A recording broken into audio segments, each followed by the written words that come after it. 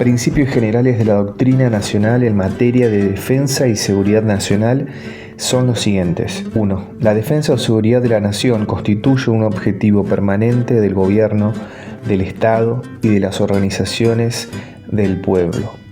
2.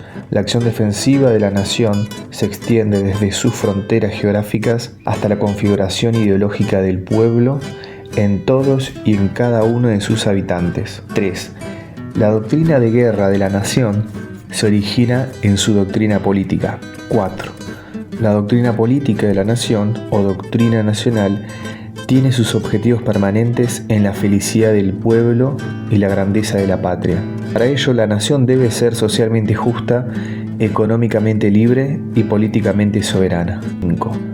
La doctrina de guerra de la nación, fundada en su doctrina política, con los mismos objetivos permanentes de la doctrina nacional, tiene sus principios objetivos, siempre confesables y dignos, como los que orientan su doctrina política nacional e internacional. 6. La unión y la solidaridad del pueblo con las Fuerzas Armadas son necesarias para la defensa y la dignidad de la nación. 7. Las Fuerzas Armadas de la nación deben actuar permanentemente consustanciadas con el pueblo en una estrecha unidad espiritual. 8.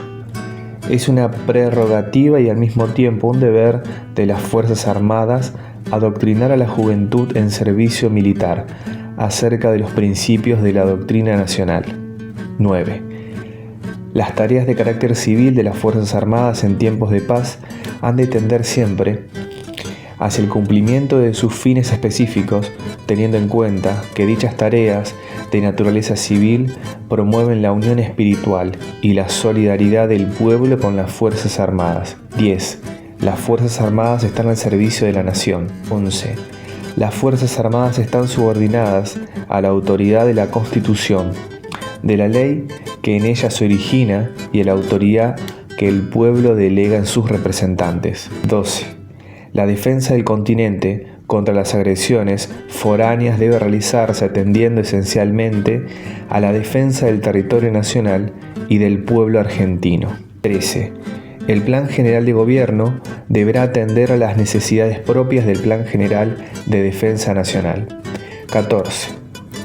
En los planes de defensa nacional deben establecerse particularmente las correcciones necesarias entre las actividades civiles y militares de carácter industrial. 15. El Plan General de Gobierno debe prever su transformación total en Plan General de Defensa en tiempo de guerra. 16.